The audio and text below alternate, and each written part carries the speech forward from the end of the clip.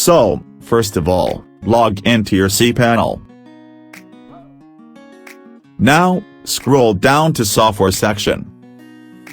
Then look for Select PHP version. And click on it.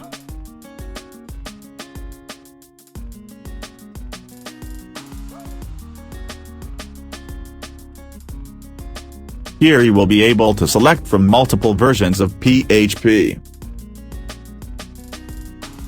Note that, not all the versions of PHP support all the extensions.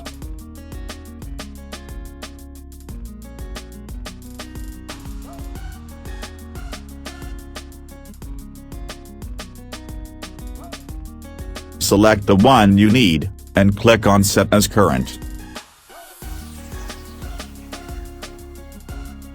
And that's it. Have a nice day.